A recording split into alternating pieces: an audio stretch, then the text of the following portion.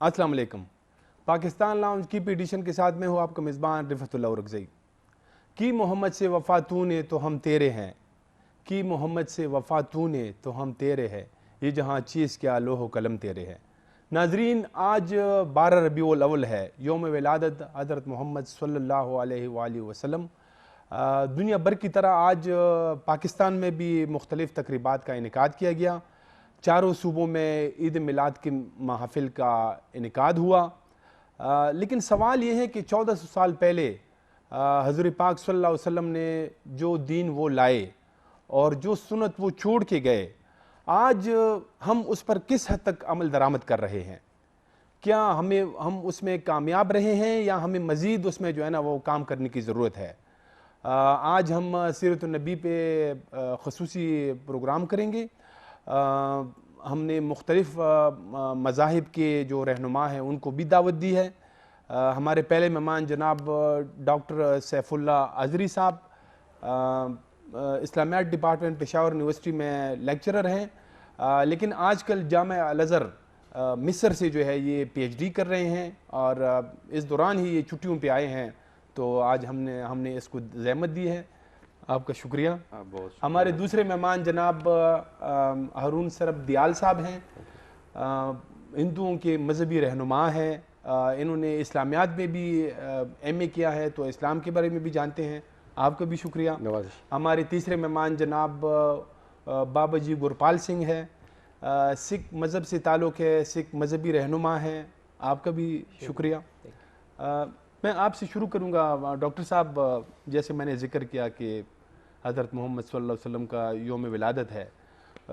حضور پاک جو تھے وہ رحمت العالمین تھے، یعنی پوری دنیا کے لیے وہ رحمت بنا کے بھیجے گئے تھے،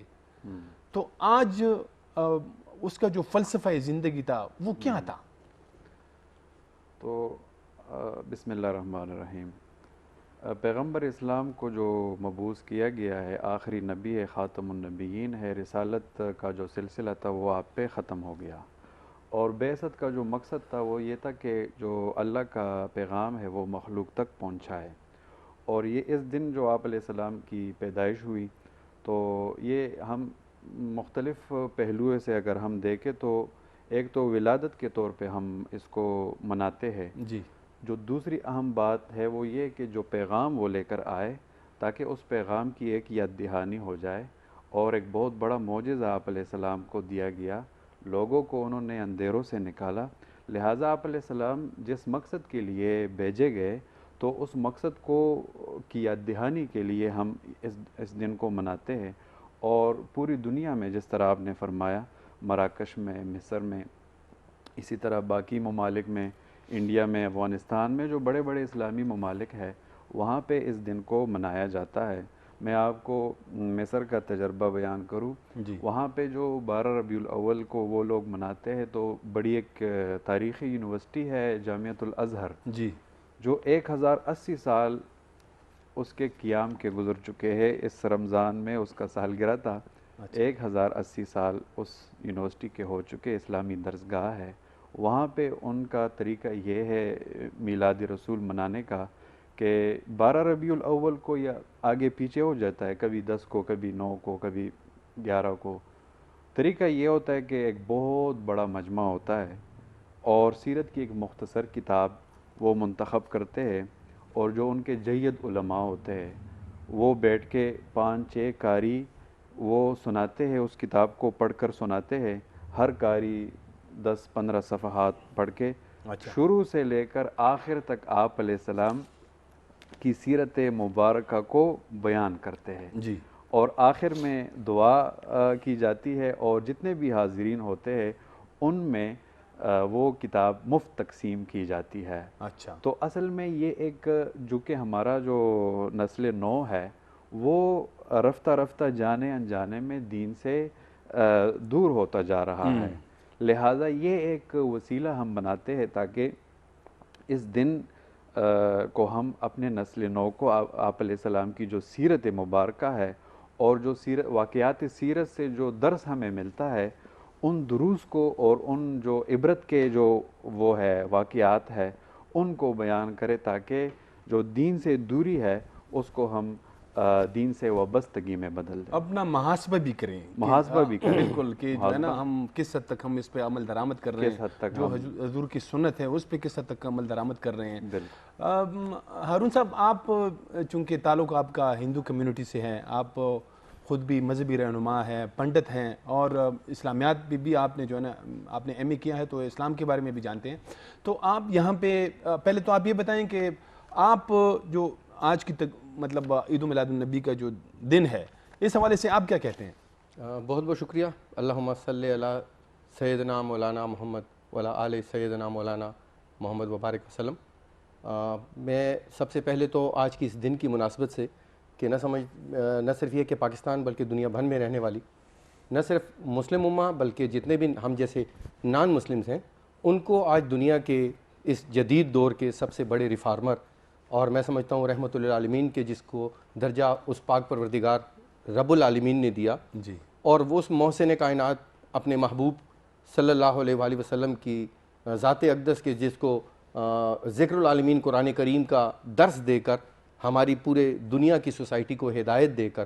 پیسفل کو ایگزسٹنس کے لیے اس دنیا میں بھیجا۔ ہم سمجھتے ہیں کہ ہم سب کے لیے انتہائی خوشی کا مقام ہے، اور خاص طور پر اس کی سیلیبریشن میں یہی کہوں گا کہ اس سے پہلے ایک دہائی پہلے لگ بھگ 10 سال پہلے لاہور میں خاص طور پر ایسی تقاریب ہوا کرتی تھی کہ ہر سال ہم دیوالی اور ہولی منانے کے ساتھ ساتھ عید میلاد کے جو پروگرام ہیں ہم منانے کے لیے وہاں جایا کرتے تھے، اتنے ایگزامپلری ہوا کرتے تھے۔ پھر خیبر پختونخوا میں بھی مختلف ٹی وی چینلز پر اس کا انعقاد ہوا، محبتیں چاہتیں وہ ایکسچینج ہوتی رہی، بڑھتی چلی گئی، یہاں تک کہ میں نے اپنے بیٹے کو نعت خوانی باقاعدہ اکیڈمی سے سکھائی، تربیت دی، اور خیبر نیوز ہی پر وہ فامید بھائی کے ساتھ اور اقبال لالا کے ساتھ وہ یہاں پروگرام کرتے رہے بین المذاہب ہم آہنگی کے فروغ کے لیے۔ تو بالکل ڈاکٹر صاحب نے بالکل صحیح کہا کہ ہادی برحق محمد مصطفیٰ صلی اللہ علیہ وسلم کی ذات اقدس جو ہے وہ پوری کائنات کے لیے رحمت للعالمین ہے، اور انہی کی وجہ سے اگر وہ نہ ہوتے تو شاید آج پاکستان بھی ان کے نام پر نہ ہوتا۔ تو ہم سمجھتے ہیں کہ یہ فرض بنتا ہے کہ ہر پاکستانی، آزادی کا سانس لینے والا پاکستانی، اس دل کی سیلیبریشن جس طرح ہم 14 اگست مناتے ہیں اس سے کئی گنا زیادہ ہمیں اس دن کو سیلیبریٹ کرنا چاہیے۔ بے شک آپ اس کے کیک کٹنگ سیلیبریشن نہ کریں، لیکن اپنی اس خوشی کا اظہار جو ہے وہ ایک دوسرے کے ساتھ یہ خوشیاں بانٹنے کے لیے کسی اور انداز سے متفقہ طور پہ حکومتی اور عام سوسائٹی میں ہونا چاہیے۔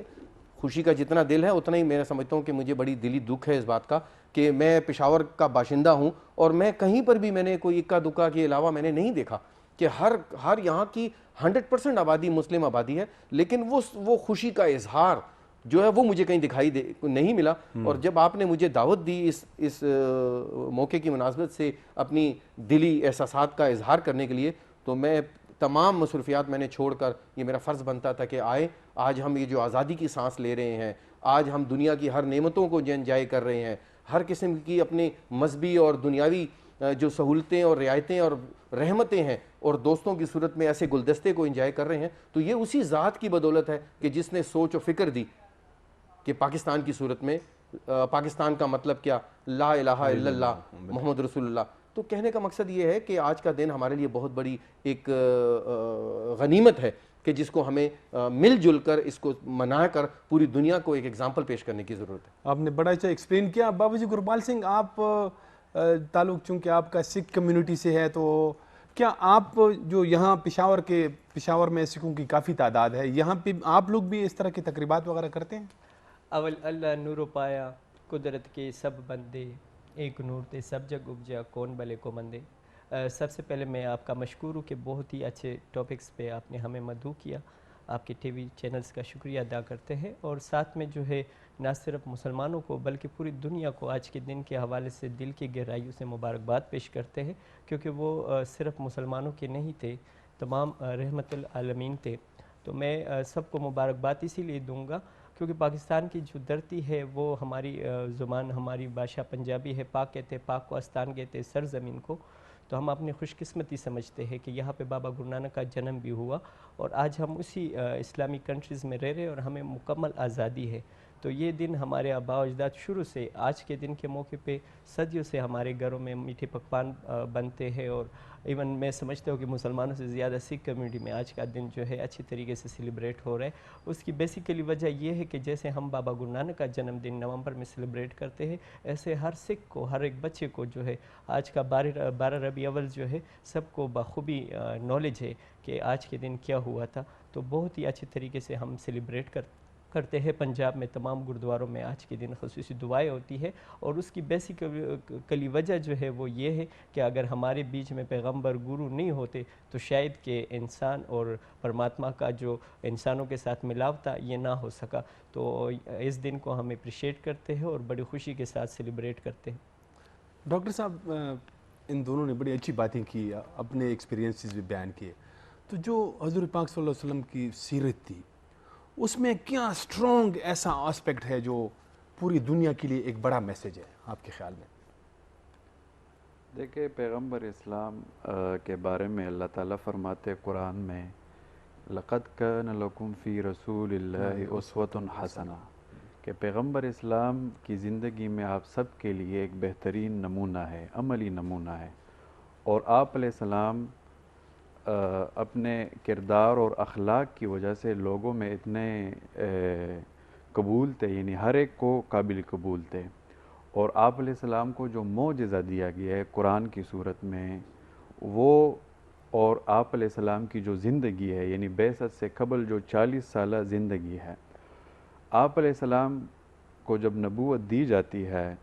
تو وہ لوگ آپ پہ ایمان لاتے ہیں جو آپ علیہ السلام کے کردار سے متاثر تھے، اور بغیر کسی دلیل کے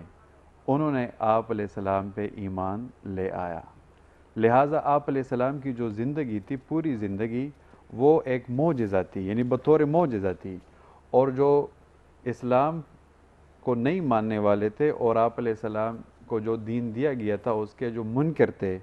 تو ان کے انکار جب انہوں نے دلیل مانگی تو دلیل کے طور پہ آپ علیہ السلام کو قرآن بطور معجزہ دیا گیا۔ تو کہنے کا مطلب یہ ہے کہ آپ علیہ السلام کی جو سیرت مبارکہ ہے، اس میں آپ کسی بھی پہلو کو آپ لے لیں، ہر ایک پہلو میں ہمیں آپ علیہ السلام کی سیرت مبارکہ سے رہنمائی ملتی ہے، بطور بادشاہ دے کے، بطور معلم دے کے، بطور سپہ سالار دے کے،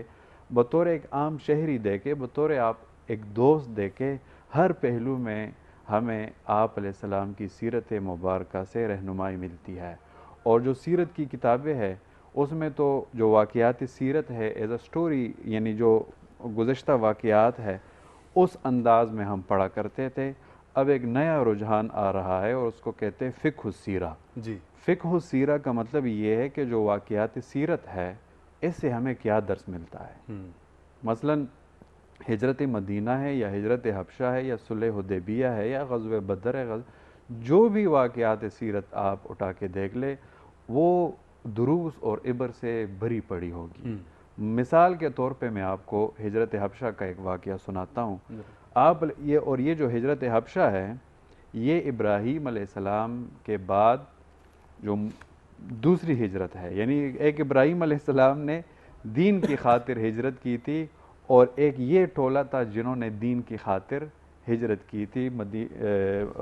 یہ نکل کے مکہ سے نکل کے جا کے ایک ایتھوپیا موجودہ جو حبشہ، جو آج کل کا نام ایتھوپیا ہے، آج کل ایتھوپیا کہلاتا ہے، اس زمانے میں حبشہ، جعفر تیار تھے اس میں نا، شاید جعفر تیار، وہی جو حضرت علی کے بھائی تھے۔ بالکل۔ اچھا۔ اور وہاں کا جو بادشاہ تھا نجاشی، ایک مسیحی حکومت تھی وہاں پہ۔ چنانچہ یہ ٹولہ جب جاتا ہے وہاں پہ ہجرت کرتا ہے تو جو مشرکین مکہ تھے وہ تو ان کے دشمن تھے، لہٰذا انہوں نے من گڑت کمپلین اور من گڑت باتیں بنا کے جا کے نجاشی کے دربار میں ان کے خلاف کمپلین کی کہ یہ لوگ ہم سے بھاگے ہوئے ہیں اور یہ اس طرح کے لوگ ہیں اور ہمارے مقروض ہیں، اس طرح کی بے بنیاد باتیں بنا دی۔ اچھا۔ اور ان سے مطالبہ کیا کہ آپ ان کو نکال کے واپس بھیج دیں۔ چنانچہ نجاشی نے ان کو جواب دیا کہ میں تحقیق کر کے میں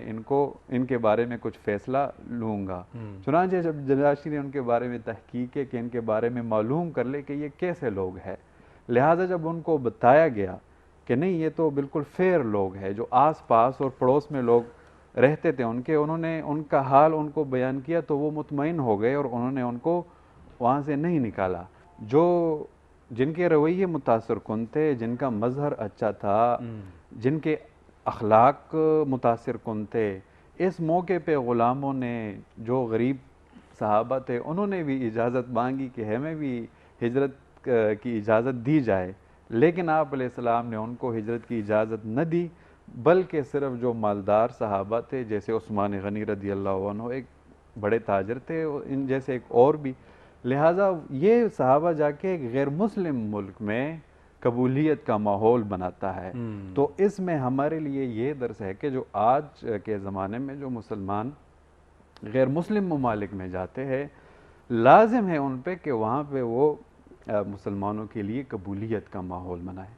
بجائے اس کے کہ وہ وہاں پہ مسلمانوں کے لیے ایسا ماحول بنائے کہ پھر وہ ان کو دیکھ کے یا ان جیسے لوگوں کو دیکھ کے وہ ان کے کان کھڑے ہو جاتے ہیں. لہٰذا یہ اب دیکھو واقعاتی سیرت میں بہت بڑا درس ہے, اور اس کے بارے میں ایک شاعر فرماتے ہیں, یہ آپ علیہ السلام کی تربیت تھی.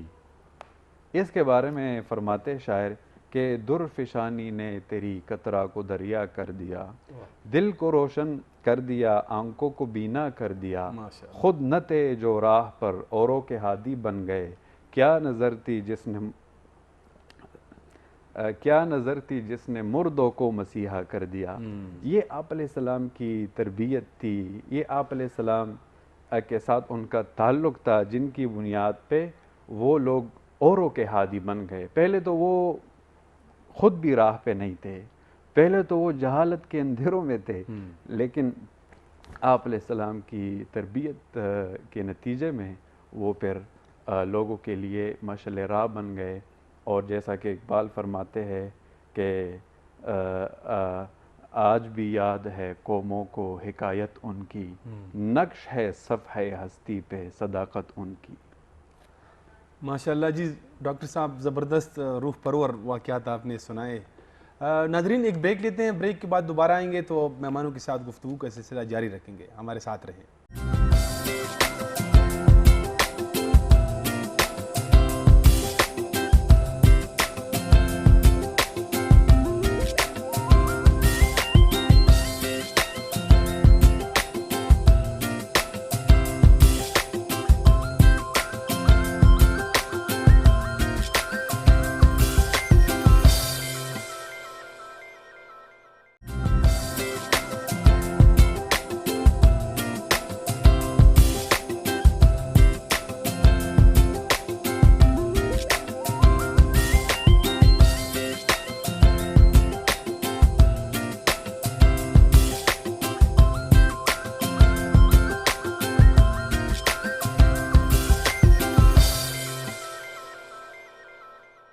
بریک کی بعد دوبارہ خوش آمدید.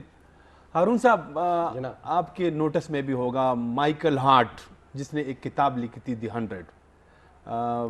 100 جو مطلب مؤثر شخصیات, اس پہ اس نے ایک کتاب لکھی تھی. وہ خود جو ہے نا ان کا تعلق برطانیہ سے تھا, ایک کرسچن ریلیجن کے پیروکار تھے. تو اس نے اپنے بک میں جو ہے نا ٹاپ کا جو کریکٹر رکھا تھا سر فہرست, وہ حضرت محمد صلی اللہ علیہ وسلم کو رکھا تھا. پھر کئی لوگوں نے ان سے پوچھا بھی کہ آپ نے جو ہے نا اس میں بہت سارے, جیسے اس میں عیسیٰ علیہ السلام کا بھی ذکر تھا, 100 جو مطلب پورے صدی میں گزرے ہیں تو ان کے نام تھے. تو انہوں نے کہا کہ میں نے اس کا نام اس وجہ سے ٹاپ پہ رکھا کہ اس نے ایک ریاست کی بنیاد رکھی تھی, اور وہی جو ریاست مدینہ کی طرف اشارہ ہے, جو سب سے مطلب ماڈرن ٹائمز میں اگر کوئی پہلی ریاست تھی باقاعدہ جس کا ابتدا ہوا تو ریاست مدینہ سے ہوا. ریاست مدینہ میں جو آپ چونکہ خود بھی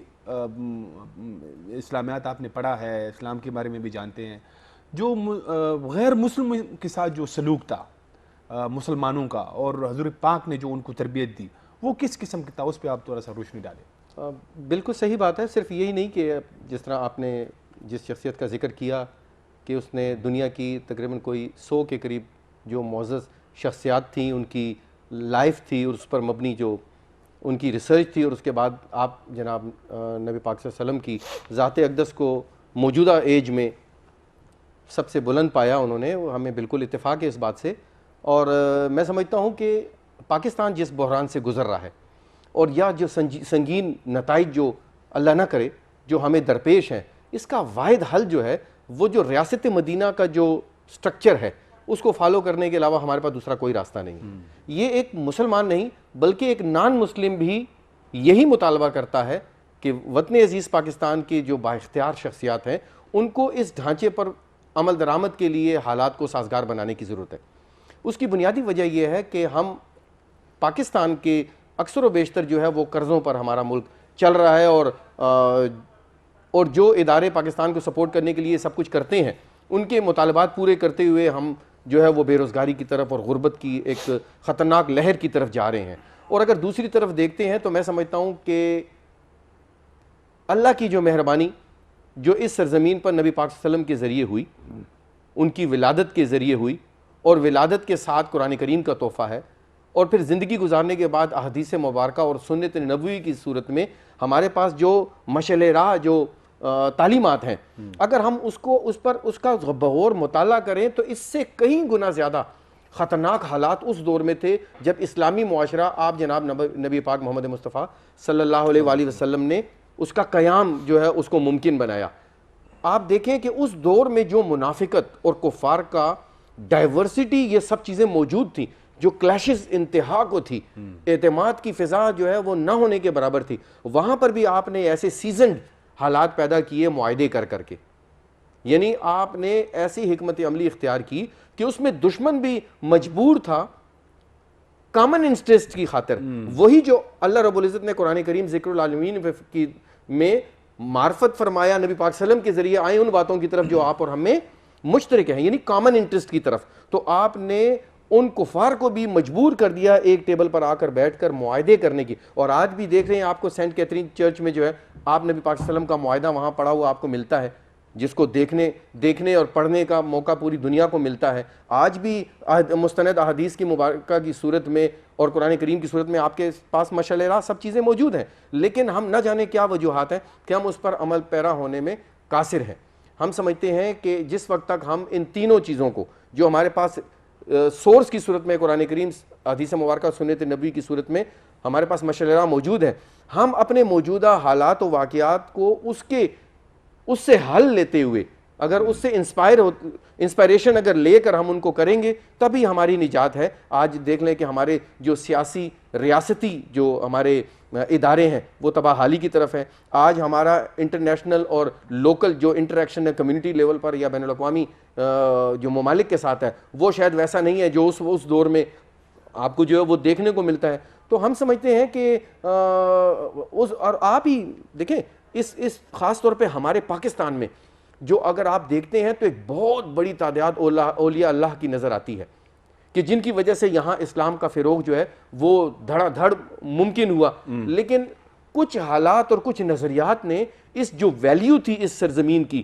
اس کو ڈی ویلیو کر کے رکھ دیا. آج آپ دیکھ لیں کہ اس صوفیہ اللہ کی جو مطلب ہے قرآن کریم اور اسلامی شریعہ کی تعلیمات سے تو ہم دور ہیں, لیکن جو صوفیہ کرام نے اولیاء اللہ نے جو پرچار کیا اور نرم گوشہ اپنایا پیسفل کو ایگزسٹنس کے لیے آپس میں باہمی اتفاق رائے سے زندگی کے معمور کو چلاتے ہوئے, وہ تمام ہمارا سوشل فیبرک اور ہمارا جو ہیریٹیج ہے وہ تباہ ہو کر رہ گیا کہ جس سے انسپائریشن لیتے تھے. میں آج ڈاکٹر صاحب سے دلی دکھ کا اس بات سے بھی اظہار کر رہا تھا کہ ہماری جب صبح سویرے اسکول کی اسمبلیز ہوتی تھی تو اس میں باقاعدہ جو ہے وہ نعت شریف ہوتی تھی, پھر اس کے بعد ہم شریف ہوتی تھی, پھر تلاوت ہوتی تھی, پھر اس میں جو نا قومی ترانے کا جو پاکستان کی دعا ہے وہ ہوتی تھی, پھر علامہ اقبال کی دعا جو ہے اس سے یہ ہمیں یاد رہتے تھے اور پھر ہم اپنی زندگی میں اس کا استعمال بھی کرتے تھے. یعنی قرآنی آیات کے ساتھ ساتھ ہمیں پاکستان کا جو قومی ترانہ ہے اس کی ورڈنگ لفظ بلفظ ہمیں یاد ہوتی تھی, اور ہم کو جب کوئی عمل کرتے تھے تو ہمیں وہ منع فرماتی تھی وہ باتیں کہ نہیں آپ نے یہ چیز نہیں کرنی. لیکن آج اس چیز کا فقدان ہے, اسمبلیز نہیں ہو رہی, تو ہمارے بچے جو ہے وہ تلاوت سے بھی دور ہیں. کتنے ایسوں کو جانتا ہوں میں کہ جن کو خدا نخواستہ جو تلاوت سے بھی دور ہیں اور باقی اپنی قومی شناختوں سے بھی. تو وقت کا تقاضا ہے آج اس مبارک دن کی اور اس مبارک مہینے کی حرمت کو جانتے ہوئے ہمیں زیادہ سے زیادہ موجودہ مسائل کے حل کے لیے ان ریفرنسز کو لے کر اپنی زندگی میں لانے کے لیے اور حکومتی اداروں کا اس پر عمل درآمدگی بڑی ضروری ہے, تبھی یہ فعالی کی طرف ہم جائیں گے. ابھی تو عمران خان صاحب نے جو ہے وہ ریاستی مدینہ کی بات کرتے ہیں, تو خیر وہ تو ایک سیاسی مطلب اس پہ ہم بات کریں گے آگے جا کے, لیکن بابا جی گورپال صاحب آپ جو ہے نا ریاست مدینہ جو اوریجنل ریاست مدینہ تھی جو حضور پاک صلی اللہ علیہ وسلم نے قائم کی تھی، جس کے مطلب جو پہلی ایسی ریاست تھی جس کے مطلب آج تک جو ہے نا اس کا حوالہ دیا جاتا ہے، تو اس میں جو غیر مسلموں جو تھے نا وہ ان کی بھی حقوق محفوظ تھے، اس میں یہاں تک کہ بچوں کے جو ہے نا ان کے حقوق کا بھی خیال رکھا جاتا تھا. تو آپ اس بارے میں تھوڑا سا بتائیں کہ وہاں جو غیر مسلم تھے وہ بالکل جو ہے نا بالکل ان کو یعنی کوئی خطرہ نہیں تھا، وہ خود کو محفوظ سمجھتے تھے. جی بالکل ایسا ہی ہے. میں اگر آپ کو ایک ایگزامپلز دوں، ہم اپنے بڑوں سے بات کرتے تھے کہ جب پارٹیشنز میں پاکستان اور انڈیا بن رہا تھا تو آپ لوگوں نے کس کر کے یہاں پہ رہنے کا فیصلہ کیا. تو ان کی بنیادی وجہ جو تھی اور جو ہمیں سننے میں آئی، ہمیں بھی جاننے کی ضرورت تھی، تو وہ یہی تھی کہ انہوں نے کہا کہ اسلام میں بھی ہمیں مکمل آزادی تھی اور ہمیشہ سے ہمارا خیال رکھا گیا ہے. بیسیکلی اگر آج پورے پاکستان میں جو سکھ کمیونٹی ہے وہ خیبر ورکزے اور کرم سے بلونگ کرتی ہے، اور وہاں پہ ایف سی آر کا قانون تھا. کسی ایک سردار نے بھی وائلیشن نہیں کی ایف سی آر قانون کا، اور اس کی بیسیکلی وجہ یہ تھی کہ وہ چاہ رہے تھے کہ قانون میں بھی ہمارا رائٹ ہے، اسلام میں بھی جو ہے جتنے پیغمبر گزرے ہیں انہوں نے سکھ اور مائنورٹی کے رائٹس کی بات کی. تو ان پہ ہم ہمارے بڑے یقین بلیو رکھتے تھے اور آج بھی ہم کرتے ہیں، اور اسی وجہ سے انہوں نے یہاں پہ رہنے کا فیصلہ کیا. اور جیسے ہارون بھائی نے بتایا کہ اس وقت اگر آج اس قسم کے دن ہم سیلیبریٹ کرتے ہیں تو اس کی سیرت پہ اور اس کی زندگی پہ ہمیں روشنی ڈالنی چاہیے، ان سے کوئی سبق لینا چاہیے. اگر ہمارے بیچ میں آج ہم کوئی ایسی غلطی ہے تو ایسے دن کو جو ہے خود سے ہمیں وہ نکالنی چاہیے اور اس پہ عمل کرنا چاہیے. ہمیں سخت ضرورت ہے، لیکن ہمارا جو بڑا مسئلہ ہے وہ یہ ہے، چاہے اگر اللہ جو ہے ایک بندے کو کسی مذہب میں پیدا کر سکتا ہے تو وہ ایک ہی مذہب بھی چلا سکتا تھا. جیسے کہ آپ ہمارے ہاتھ کی 5 انگلیاں لیکن یہ ایک برابر نہیں ہے، تو یہ اللہ کا پیداوار ہے. اور ہم یہ بھی تسلیم کرتے ہیں کہ جتنے بھی مذاہب ہیں وہ اللہ کی طرف سے. اور رحمان بابا پشتو میں کہتے ہیں کہ منزل دٹھولو یو اور سفر جدا جدا، تو یہ اللہ کی طرف سے ہے. اور اگر ہم اپنے مذہب کے دائرے میں رہ کے اپنا مذہب سٹڈی کرے، اس کو حفظ کرے اور ساتھ ساتھ جو ہے سٹڈی کرے، اس پہ عمل کرے، تو یقیناً جو لوگ جنت کی منتظر ہے اس دنیا پہ بھی ہم جنت بنا سکتے ہیں. اور وہ اس کر کے کہ جیسے ہم اپنے مذہب کو مطلب فالو کرتے ہیں، اس پہ چلتے ہیں، اس کی جو ہے مطلب اس پہ عمل کرتے ہیں، تو ہمیں تمام لوگوں کی رائٹس کی اور تمام چیزوں سے ہم باخبر ہوں گے. اب ایک بندہ ہے وہ دنیاوی تعلیم کرتا ہے، وہ ڈاکٹر یا وکیل یا کسی فیلڈ میں ایک جگہ پہ پروفیسر یا کوئی بن جاتا ہے، لیکن جب ہم اپنے مذہب کے اندر رہ کے اپنی مذہبی تعلیمات کمپلیٹ کرتے ہیں تو ہمیں ہر چیز کا احساس بھی ہوگا، نالج بھی ہوگا اور ہم اس پہ عمل بھی کریں گے. تو اس وقت جو ہے ہمیں ضرورت ہے. اور آج کے دن سے میں یہ بھی کہوں گا کہ مطلب جیسے آج کے دن ہم چھٹی سیلیبریٹ کرتے ہیں، نہیں ہونا چاہیے تھا. کہ جیسے اسکول ہے، کالج ہے، مختلف یونیورسٹیز ہے، آج کے دن کوئی نہ کوئی ایکٹیویٹی ہونی چاہیے تھی، اور یہ دن بدن ہم کم کر رہے ہیں. خیبر پختونخوا گورنمنٹ کی بہت زبردست کارکردگی ہے 2008 کے بعد کہ یہاں پہ ہولی، دیوالی، بابا گرو نانک، گرو گوبند سنگھ صاحب کا جنم دن اور اسی طریقے سے مختلف مائنورٹی کے ایونٹ سیلیبریٹ کرتے. وہاں پہ ہم نے ان کو یہ بھی ریکویسٹ کی کہ مائنورٹی کے فنڈ سے جو ہے 12 ربیع الاول کو بھی سیلیبریٹ کیا جائے. ہم تو گردواروں، مندر، چرچوں میں یہ ایکٹیویٹی کرتے رہتے، لیکن اگر ہم باہر کسی پلیٹ فارم پہ کرتے وہ اسی وجہ سے کرتے تاکہ ہم ایک دوسرے کو جانیں، ایک دوسرے کے بارے میں بات ہو. جیسے آج ہم بیٹھے ہیں مطلب ان کے لیے بات کریں تاکہ جو دنیا کو ایک نیگیٹیو میسج گئے پاکستان سے تاکہ وہ ایک اچھا میسج ان کو جائے. تو آج کے دن جو ہے میں یہ ریکویسٹ کرتا ہوں کہ آج جیسے ایوان صدر میں پروگرام ہونا چاہیے کہ ہمارے گورنر ہاؤس میں بھی ہو، سی ایم ہاؤس میں بھی ہو، اور تمام ہمارے جو ایجوکیشن ادارے ہیں آج کے دن چھٹی نہیں ہونی چاہیے. اور اسپیشلی کل آج کے دن کوئی پروگرام ہونا چاہیے تھا. تو اس بات پہ زور دینے کی ضرورت ہے. یہ دونوں نے ڈاکٹر صاحب ایک بات کی طرف اشارہ کیا کہ جیسے مطلب بابا جی نے کہا کہ چھٹی نہیں ہونی چاہیے تھی، وہ اس وجہ سے کہ اسی دن کی مناسبت سے اسکولوں میں تقریبات ہونی چاہیے، پھر کالجز میں جو حضور صلی اللہ علیہ وسلم کی سیرت ہے اس پہ بات ہونی چاہیے. تو ہمارے اگر ہم تھوڑا سا اپنا جائزہ لے لیں، اپنے بچپن کی بھی کچھ مطلب ایکسپیرینس شیئر کریں، تو کبھی ہم بڑے تیز رہے ہیں کسی حکومت میں، جیسے مطلب ضیاء الحق کے دور میں ہم نے دیکھا تو بڑی تیزی تھی، اس حوالے سے بڑے تقریبات ہوتے تھے. پھر جب بیچ میں جو ہے نا کچھ باقی حکومتیں آئیں جیسے مشرف کی، اس میں پھر بالکل ہی جیسے اس پہ توجہ ہی نہیں دی جا رہی تھی. اب پھر سے جو ہے نا عمران خان صاحب نے دوبارہ سے جو ہے نا وہ اس نے جو ایک رحمت اللہ امین اتھارٹی بنائی ہے اس پہ بھی تھوڑا سا بات کریں گے. لیکن یہ جو مطلب میں یہ کہہ رہا ہوں کہ ریاستی یا حکومتی سطح پہ جو ہے نا جیسے کبھی تیزی کبھی پھر خاموشی, جیسے وہاں سے اتنا مطلب وہ ایسی دلچسپی نظر نہیں آ رہی ہے. بالکل, یہ جو ابھی حالیہ دنوں میں ہم دیکھ رہے ہیں موجودہ حکومت نے اس کی طرف توجہ دی ہے تو یہ بہت خوش آئند بات ہے. جی, گزشتہ حکومتوں میں اتنی توجہ اس کو نہیں دی جا رہی تھی اور جانے انجانے میں ہم وہابی فکر کی طرف جا رہے تھے. اور اب بھی جو ہمارے جو بہت سارے یعنی اسکالرز آپ کہہ لیں یا جو نسل نو ہے وہ وہابی فکر سے متاثر ہے. چنانچہ یہ اس حکومت کا ایک قابل تحسین کام ہے کہ انہوں نے اس کی طرف توجہ دی اور باقی مسلم دنیا میں بھی ہوتا ہے. اب مصر جیسے ملک میں, مراکش میں, الجزائر میں, اس طرح باقی ممالک میں ہوتا ہے حکومتی سرپرستی ان کو حاصل ہوتی ہے. مصر کے ایوان صدر میں بھی یہ میلاد رسول صلی اللہ علیہ وسلم کے حوالے سے ایک پروگرام منعقد ہوا اور یہ اس لیے منعقد کیا جاتا ہے, اس دن کو اس لیے ہم مناتے جس طرح پہلے بھی میں نے آپ کو عرض فرمایا تاکہ جو نسل نو ہے ان کو آپ علیہ السلام کی سیرت کے مختلف گوشے بیان کیے جائے اور آپ علیہ السلام کے ساتھ ان کے دلوں میں محبت کے بیج بوئے جائے. اور جو حب رسول ہے وہ تو عین دین ہے, یعنی دین کا جو تقاضا ہے وہ تو حب رسول ہے. عبادت رسول تو کفر ہے لیکن حب رسول عین ایمان ہے. جیسا کہ ایک شاعر فرماتے ہیں کہ محمد کی محبت دین حق کی شرط اول ہے, اسی میں ہو اگر خامی تو ایمان نامکمل ہے. محمد ہے متاع عالم ایجاد سے پیارا, پدر مادر برادر جان مال اولاد سے پیارا. لہٰذا پیغمبر اسلام اور جو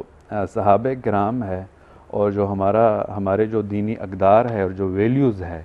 ان کے بارے میں نسل نو کو آگاہ کرنا ان کو, اور یہ جو مختلف سرکاری ادارے ہیں اور جو مختلف پلیٹ فارمز ہیں, جس طرح آپ نے بات کی کہ آج کے دن تعطیل ہوتا ہے تو بہتر یہ ہوتا کہ آج کے دن عام تعطیل نہ ہوتی بلکہ ایک ورکنگ ڈے کے طور پہ اس دن کو منایا جاتا اور جو ذہن ساز ادارے ہیں اسکول, مکتب اور جو مدرسہ, مسجد اور ممبر, محراب, یہ آپ کا جو ٹی وی سیٹ ہے, جو اخبار, یہ سارے ذہن ساز ادارے ہیں. لہٰذا یہ تو اب متحرک ہے, یہ آپ کا پلیٹ فارم چل رہا ہے, لیکن جو اسکول ہے, مکتب ہے, کالج ہے, جامعات ہے, ان تمام سرکاری اداروں میں آج چھٹی ہے تو بہتر یہ ہوتا کہ وہاں پہ اور جو باقی دفاتر ہے اس میں عام تعطیل نہ ہوتی بلکہ ایک ورکنگ ڈے ہوتا اور اس دن کی مناسبت سے مختلف تقریبات کا انعقاد کیا جاتا. اچھا, یہ جو ریاست مدینہ کی ہمارے خان صاحب وزیر اعظم ہیں تو یہ بار بار بات کرتے ہیں, بلکہ اس نے اب اس کو جو ہے نا ایسے ایک سیمبل سا بنا دیا ہے. تو آپ اس کا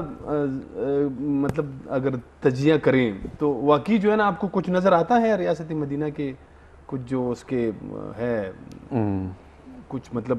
آپ کو اس کی پریکٹیکل شیپ نظر آتی ہے؟ دیکھیں, یہ تو یعنی جو حکومتی لیول پہ اگر اس طرح کی کوئی اس طرح کا کوئی قدم اٹھایا جاتا ہے اور اس طرف اگر وہ اپنا رجحان ظاہر کرتے تو یہ تو خوش آئند بات ہے. اور ہم دیکھتے ہیں کہ ان کا جو ارادہ ہے اور اس کی جو نیت ہے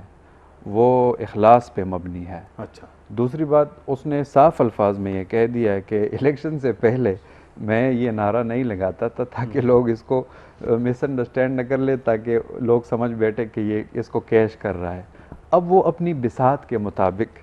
کوشش کر رہا ہے حکومتی لیول پہ, تو خوش آئند بات ہے. جو علماء ہیں,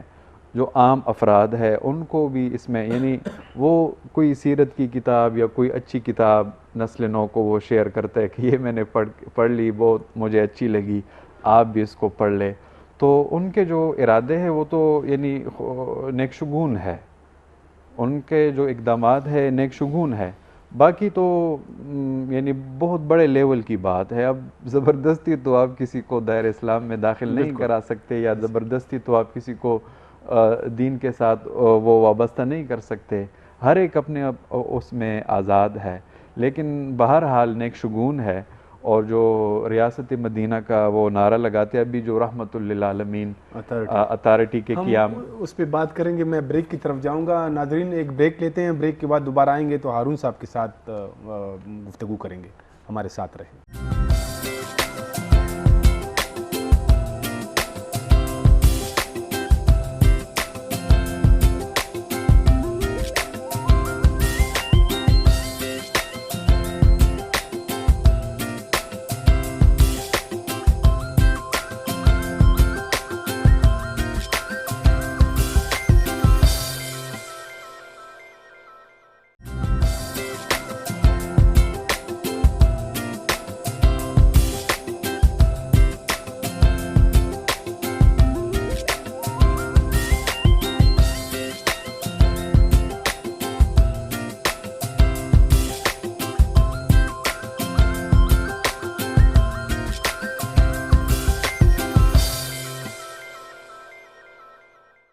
بریک کے بعد دوبارہ خوش آمدید. ہارون صاحب, ریاست مدینہ پاکستان کی بات ہو رہی تھی. مطلب وہ ایک تو وہ اوریجنل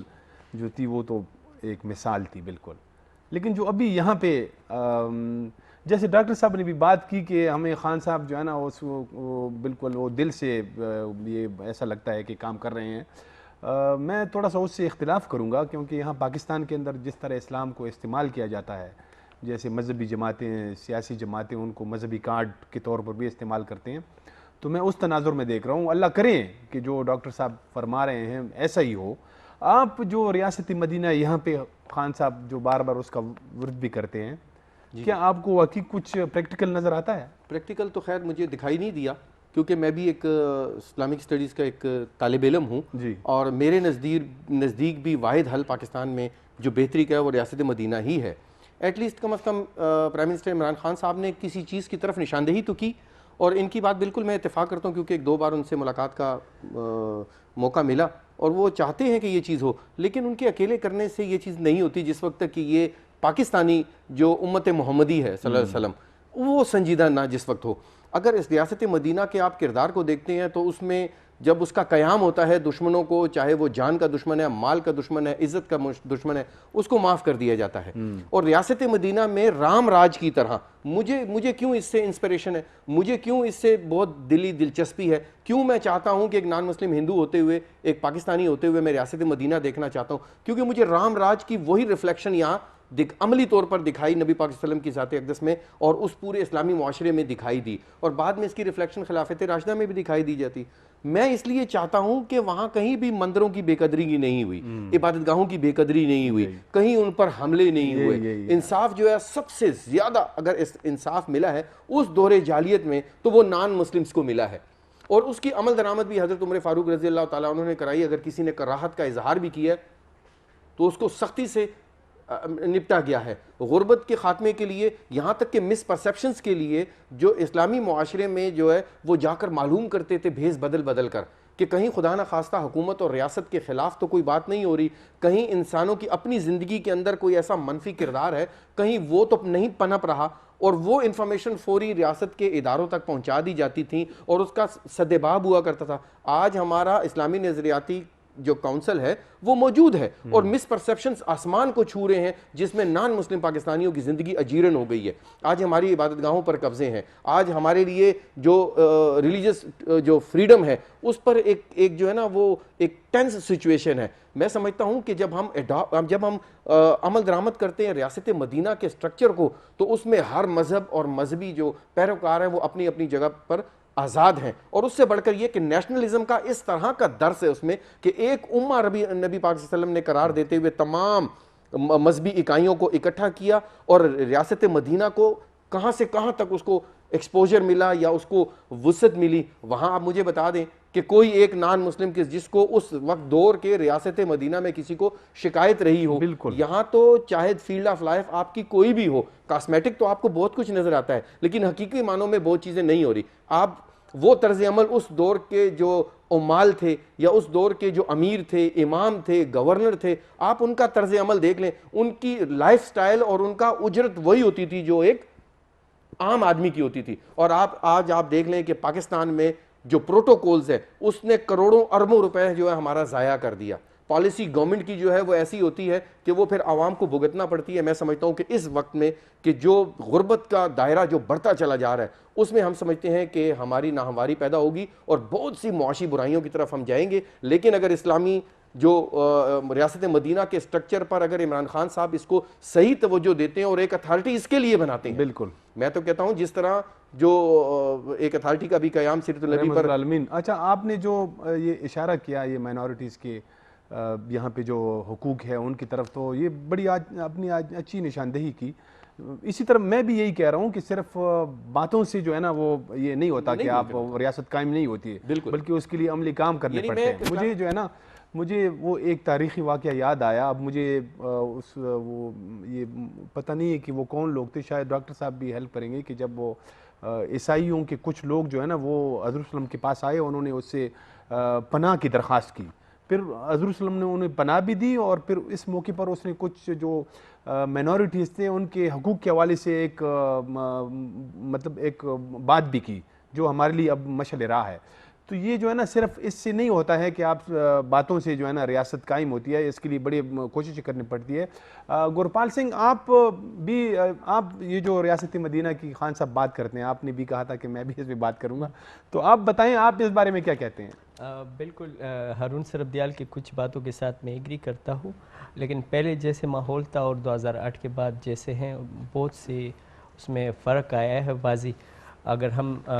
دیکھا جائے، چاہے وہ کرتارپور صاحب کوریڈور ہو جو سکھ قوم کے لیے کتنا مقدس ہے اور ایک اچھا میسج پاکستان سے جاتا ہے،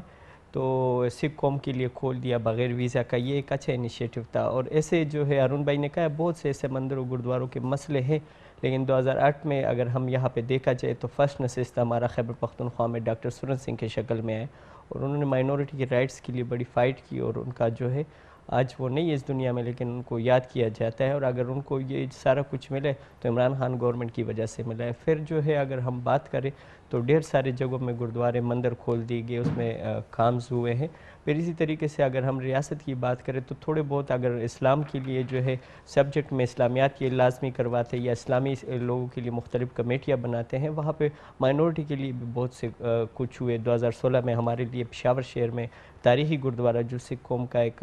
دیرینہ سپنا تھا کہ یہ کھل جائے بیبا سنگھ اشنگری میں، وہ کھول دیا گیا. اسی طریقے سے بابا گرو نانک کی یونیورسٹی ننکانہ صاحب میں جو سکھوں کا ایک دیرینہ خواہش تھا اور وہ لوگ چاہ رہے تھے 20-25 سال سے، اس پہ کام شروع ہوا اور بہت تیزی کے ساتھ اس پہ کام جو ہے وہ چل رہا ہے. اسی طریقے سے جہاں پہ انہوں نے اسلامی اسکالرس کے لیے جو ان کی جامعہ مسجد ہے ان کے امامس کے لیے 10,000 روپے کے لیے اعلان کیا، یہ ہارون سربدیال، میچ رنجیت اور ہم سب نے پھر پرویز خٹک صاحب کو ریکویسٹ کی کہ جہاں پہ آپ اپنی کمیونٹی کے لیے بات کرتے وہاں پہ ہم بھی موجود ہیں. تو انہوں نے جو ہے ہمیں کہا کہ آپ لوگ بھی ہمارے ساتھ ہیلپ کریں اور ہم کریں گے. آج پورے خیبر پختونخوا میں تقریباً 230 مذہبی جو ہمارے اسکالرز ہیں، چاہے وہ ہندو کے ہیں، چاہے مسیح کے ہیں، چاہے کلاشی کے ہیں، اور چاہے وہ ہندو کمیونٹی کے 230 لوگوں کو جو ہے منتھلی 10,000 روپے اسکالرشپ دی جا رہی ہے. تو ہم سمجھتے کہ جو وہ مدینہ کی بات کر رہے ریاست کی، تو اس پہ عمل جو ہے وہ شروع ہے. تو وہ پشتوں میں کہتے ہیں کہ ایک ہاتھ سے جو ہے وہ تالی نہیں بجتی، کچھ وہ کریں گے، کچھ ہم نشاندہی ہم کریں گے اور کچھ اس پہ کام کریں گے. اچھا، یہ ڈاکٹر صاحب یہ رحمۃ العالمین اتھارٹی جو ہے اس پہ بھی بات کریں گے، لیکن اس سے پہلے رحمۃ العالمین اسکالرشپ پروگرام وہ بھی حال ہی میں عمران خان صاحب نے لانچ کیا ہے. اس نے ایک تقریب سے خطاب بھی کیا جس میں انہوں نے کہا کہ تقریباً 3.5 لاکھ اسکالرشپ جو ہے وہ وفاقی حکومت دے گی، اور اس کے علاوہ 70 ہزار جو ہے وہ کے پی گورنمنٹ نے اور پنجاب گورنمنٹ نے یہ کمٹ کیا کہ وہ بھی دیں گے. تو یہ جو اسکالرشپ ہے یہ ایک میرے خیال میں اچھا اقدام ہے حضور صلی اللہ علیہ وسلم کے نام پہ، رحمۃ العالمین کے نام پہ اسکالرشپ. تو اسی طرح جو ہے نا مطلب اس پہ ریسرچ کے لیے بھی ایک یہ جیسے مطلب ایک موقع مل جاتا ہے یا ایسے ایک جو ہے نا کام شروع ہو سکتا ہے. بالکل. تو کیسا دیکھتے ہیں آپ یہ جو اسکالرشپ پروگرام؟ بہت نیک شگون بات ہے، اور جو حکومتی سطح پہ اس جانب توجہ دی جا رہی ہے، تو یہ بہت نیک شگون ہے. مختلف اقدامات اٹھائے جا رہے ہیں، سیرت چیئر بنا رہے، اور جو غیر فعال سیرت چیئرز تھے، اچھا چیئر بھی بنا رہے ہیں. ہاں غیر فعال سیرت چیئرز تھے گزشتہ حکومت میں، وہ بن چکے، لیکن فنڈنگ کا بھی مسئلہ ہوتا ہے، تو وہ بھی زیر غور ہے. اور ابھی جو رحمت للعالمین اتھارٹی ہے، ہے جی بالکل. تو اس اتھارٹی کا قیام کے جو مقاصد ہے، جہاں تک میں سمجھتا ہوں، وہ یہ ہے کہ جو مقاصد تو بڑے بڑے ہیں، لیکن تعلیمی نقطہ نگاہ سے میں اس کو یوں بیان کر سکتا ہوں کہ جو ہمارا نصاب ہے، اس میں جو سیرت پاک کے جو اسباق ہے، ان کو زیادہ سے زیادہ شامل کیا جائے، اور جو علوم دینیہ کی جو کتابیں ہیں ان کو پرکھا جائے، اور زیادہ سے زیادہ جو دینی، اب یہ ایک اگنورڈ ایریا ہے جو علوم اسلامیہ کا، جو اب آپ حیران ہو جائیں گے کہ بی ایس لیول پہ اکثر جامعات میں اسلامیات اور پاک سٹڈی کے دونوں ملا کے 100 نمبر ہے. اچھا. اور جو باقی مضامین ہیں، ہر مضمون کے 100 نمبر ہے. انگریزی کو کے تو کل ملا کے وہ 200-300 تک بھی چلے جاتے ہیں. اب دیکھو اسلامیات کتنا وسیع ایک مضمون ہے، پاکستان سٹڈی کتنا وسیع مضمون ہے، اور دونوں ملا کے، اور اس کا کریڈٹ آور بھی کم ہوتا ہے. باقیوں کا 3 کریڈٹ آور یا 4 کریڈٹ آور، اس کا 2 کریڈٹ آور. لہٰذا اب اگر یہ حکومت اس میں سنجیدگی لے کے، بجائے اس کے کہ بچے کو بی ایس لیول پہ 2 کریڈٹ آور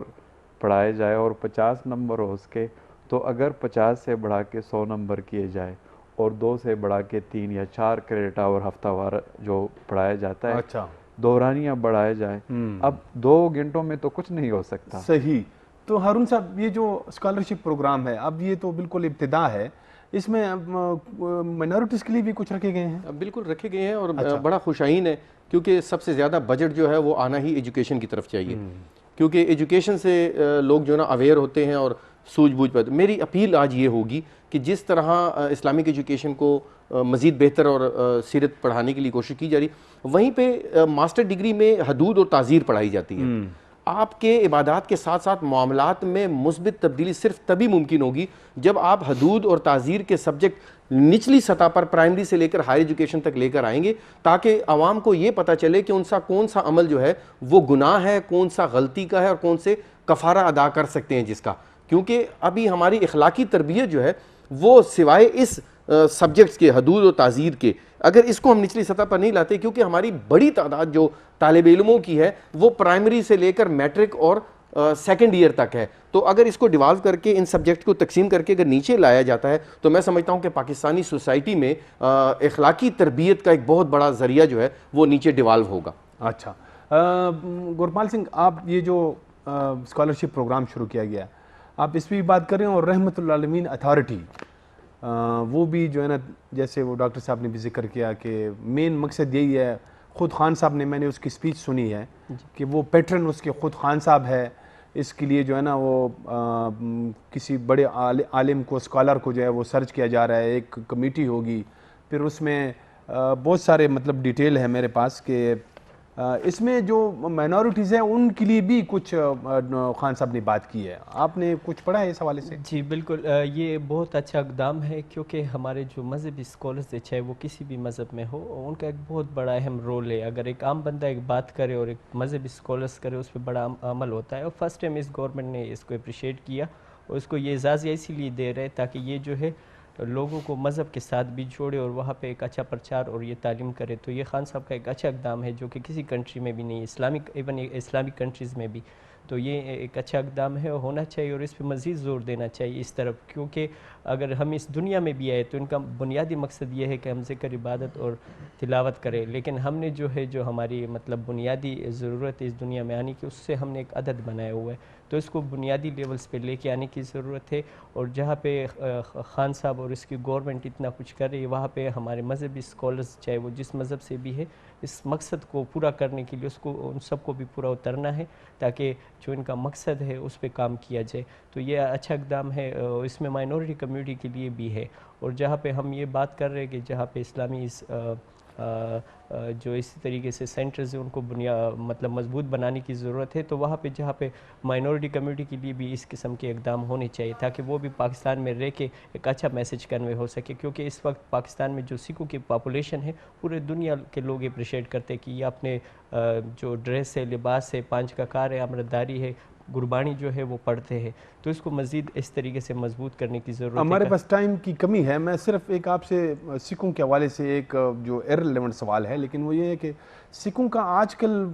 پورے پاکستان میں سب سے بڑا شہر کون سا ہے؟ سب سے زیادہ جو ہے وہ پشاور میں ہے, اور سیکنڈ جو ہے وہ ننکانہ صاحب میں ہے, تھرڈ پہ حسن عبدال میں ہے. تو سکھ کمیونٹی کی 35,000 پاپولیشن ہے, سب سے زیادہ پشاور سے ہے, اور زیادہ جو پورے پاکستان کے شہروں میں ہے ان سب کا تعلق جو ہے خیبر پختونخوا سے, اور بالخصوص مرج ایریا خیبر ورکزئی اور کرم. اچھا ہارون صاحب, ہمارے پاس 1 منٹ 1.5 منٹ ہے, آپ 1 منٹ میں صرف یہ کہنا چاہوں گا کہ جس طرح آرٹیکل 228 کے تحت اسلامی نظریاتی کونسل بنا ہے تاکہ پاکستان میں کوئی بھی ایسی پالیسی نہ تیار ہو جو کہ اسلامی روایات تہذیب کے خلاف ہو, ہم یہ چاہتے ہیں کہ بالکل ایسا ہی ایک ایکسپرٹیز بیس جو پینل ہے ڈائیورس فیتھ کا, ہندو, سکھ, مسیح, کیلاش بھائی,